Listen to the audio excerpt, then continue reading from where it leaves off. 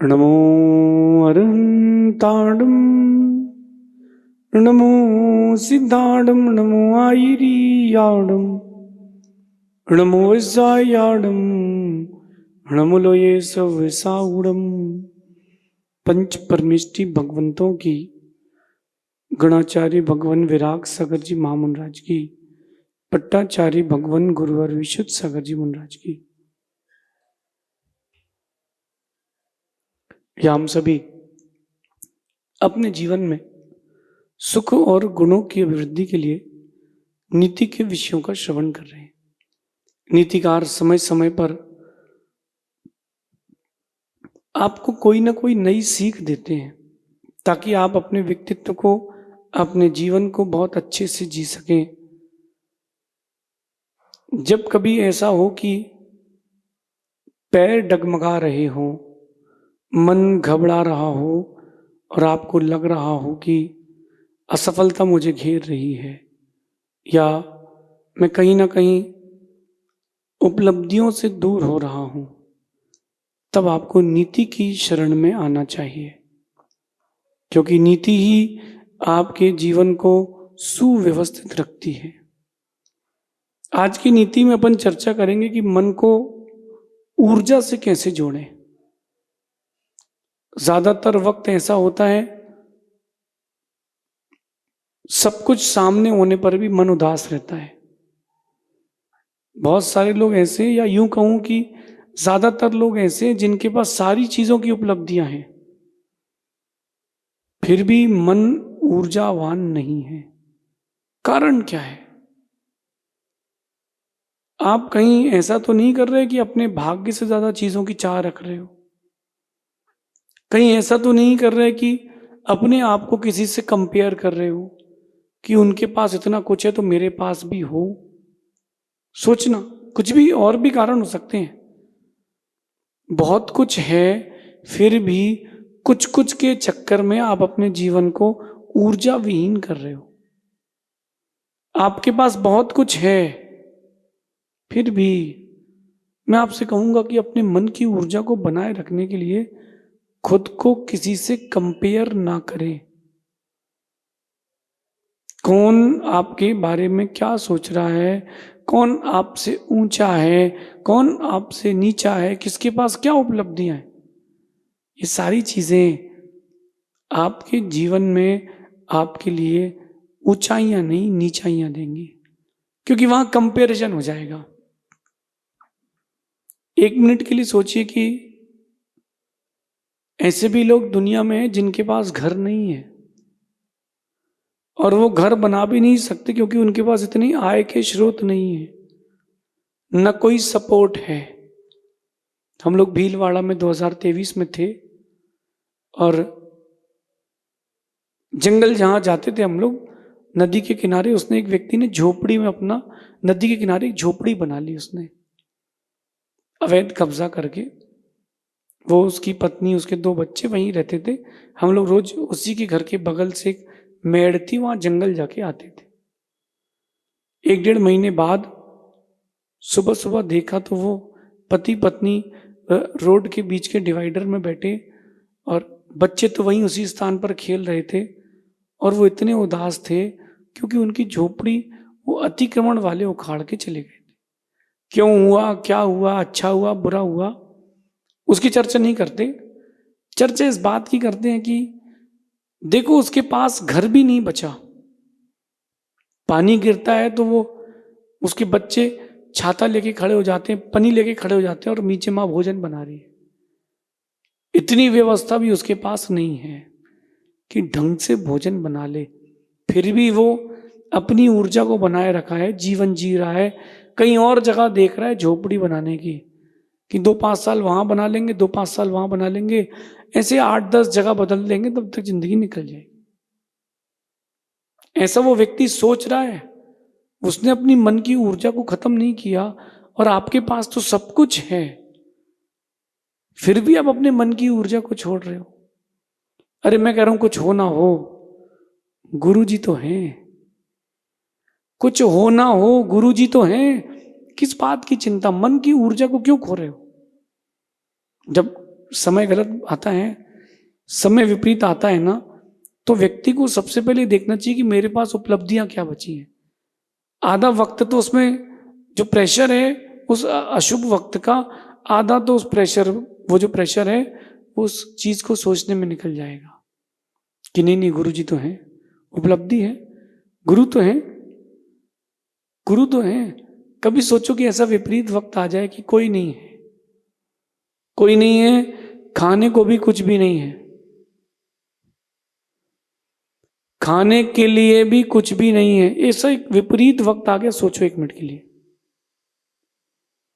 जब ऐसा विपरीत वक्त आ गया है, तब आपके पास जब कुछ भी नहीं बचा है, एक बार आंख बंद करके खुद से कहो कि गुरु हैं कि नहीं है। तुम्हारे पास गुरु हैं कि नहीं है, एक बार सोचो बस। गुरु हैं, चलो कम से कम एक छतरी तो है, उस छतरी के नीचे या उस वृक्ष, घने वृक्ष की छाया के नीचे जिंदगी तो निकाल लेंगे। ये गुरु की ताकत है जो आपकी ऊर्जा को बचा के रखे। और आज की नीति में मैं आपको यही समझाना चाहता हूं कि मन को ऊर्जा से कैसे जोड़े रखें, मन की ऊर्जा को बनाए रखें। छोटी सी उम्र हो या बड़ी उम्र हो, कॉन्फिडेंस तो चाहिए। सांस लेने के लिए भी कॉन्फिडेंस चाहिए, अच्छे से मरने के लिए भी कॉन्फिडेंस चाहिए। मन को ऊर्जा चाहिए, कैसे आएगी? कैसे आएगी? आपको खुद के लिए बैठना पड़ेगा, खुद को सामान्य से विशेषता की ओर ले जाना पड़ेगा। कहीं ना कहीं अपने बुरे स्वभाव को अच्छे स्वभाव में परिवर्तित करना पड़ेगा। किसको? आपको, दूसरा नहीं करेगा। चीजें आपको चाहिए तो परिवर्तन भी आपको करना पड़ेगा। सामान्य से खुद को विशेषता की ओर लेके जाना पड़ेगा। अब लाइफ चली तो रही है, काम तो चल रहा है, नहीं उसमें सीखो। आप जिस भी फील्ड में हो उसमें अंदर का सीखो।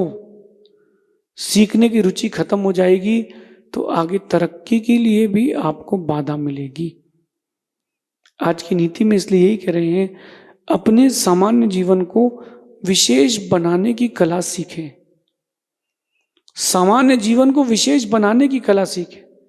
एक जो आप जीवन जी रहे हो, बस वो जी रहा है, चल रहा है, हो रहा है, कुछ ना कुछ सीखते रहें। जो निरंतर सीखते हैं उनका मन ऊर्जा में जुड़ा रहता है। ये मत सोचना कि उम्र के बाद नहीं सीख सकते। जैसा आपका मन होगा वैसा आपका जीवन होगा।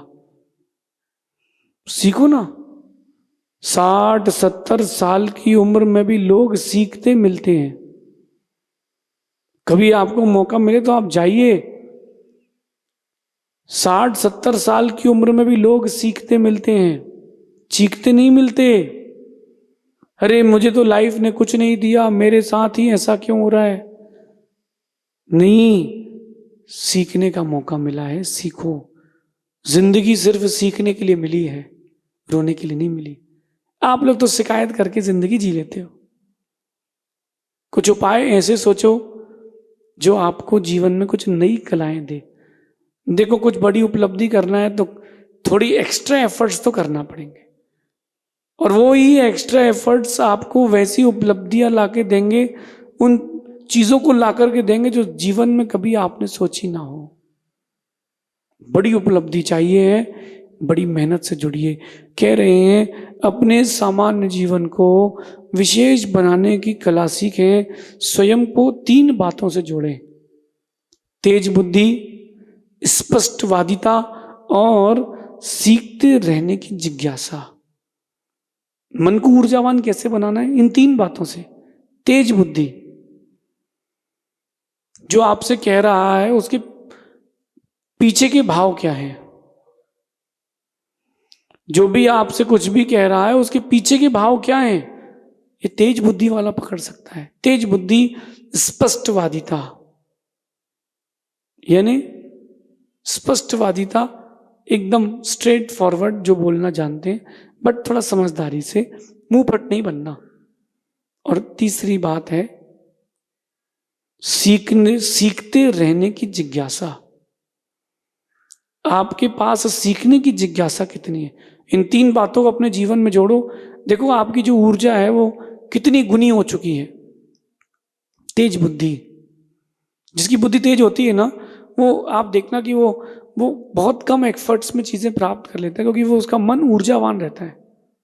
तेज बुद्धि रखो कि आज मैं ये कर रहा हूं, इसका कल क्या होने वाला है और कल क्या होगा उसकी तैयारी मैं आज रखूंगा। मैं भी तैयारी करता हूं। मुझे पता है कि यहाँ भी बहुत सारे कार्यक्रम होते हैं, पंचकणक है, वेदी प्रतिष्ठाएं हैं, विधान है। उस समय नीति क्लास नहीं होती। तो मैं अपनी बुद्धि से कहता हूं कि थोड़े दिन तो आपको एक्स्ट्रा एफर्ट करके बैकअप रेडी करना पड़ेगा। और तेज बुद्धि वाला व्यक्ति ही ये पीछे से बैकअप से काम कर पाता है। अपनी बुद्धि को पैना बनाए। व्यायाम आपने शरीर का कई बार किया है, इस जन्म में बुद्धि का भी व्यायाम करें। थोड़ी सा एक्स्ट्रा एफर्ट करें, करना पड़ेगा। आप सोचो कि बैठे बैठे चीजें आएंगी, तो बैठे बैठे घर में कोई नहीं आएगा। एक कौआ है, उसने मुख खोला, उड़ते उड़ते उसने मुंह खोला, एक बिल्डिंग के नीचे से निकल रहा था, उसने मुंह ऊपर किया और एक किशमिश आके उसके मुंह में गिर गई। ऐसा हर किसी के साथ भी होगा क्या? वो तो 22 लाख किसी के साथ हो गया कि चीजें मिल गई। आप तो मेहनत से ही नाता जोड़ें। 1984 इमरजेंसी लगी थी इंडिया में, जब प्रधानमंत्री की मृत्यु हुई थी। उस समय जो जो बच्चे जिस जिस क्लास में थे सब पास हो गए। 2020-21 कोरोना का माहौल, जो जो जिस जिस कैटेगरी में थे सब पास हो गए। अपन लोग तो 86 वाले हैं। आपको तो मेहनत करना पड़ेगी। आपके समय में ना महामारी आई है, ना कोई मरा है, ना कोई कुछ हो रहा है। आपको तो मेहनत करना पड़ेगी। 84 वालों को मत देखना, 2020 2021 वालों को मत देखना। लोगों का उन पर विश्वास भी कम रहेगा, क्योंकि ये तो पास आउट वाली डिग्रियां हैं। उनको तो आगे बढ़ा दिया गया, चलो पास करो, मैटर खत्म करो। नीति समझो, और जितनी जल्दी आप इस नीति को समझोगे उतनी जल्दी आप रिलैक्स होगे। तेज बुद्धि वाले बनो। आपकी बुद्धि तेज होगी तो आपके पास प्रेजेंटेशन करने की ताकत भी अच्छी होगी। बहुत सारे लोगों के पास सभी चीजों की उपलब्धि होती, बट वो प्रेजेंटेशन नहीं कर पाते। हाँ हाँ हाँ हाँ हकला के बोलते हैं। देखा आपने? मैंने बहुत सारे लोगों को देखा, वो हकला के बोलते हैं। कैसे हकलाते हैं? उनके पास कॉन्फिडेंस इतना नहीं है कि जो भी चीज वो कह रहे हैं सच है, लेकिन वो हकला के कहते हैं। क्यों ना अपन तेज बुद्धि के साथ काम करें। दूसरी बात है स्पष्टवादिता। स्ट्रेट फॉरवर्ड रहें, स्ट्रेट फॉरवर्ड रहें।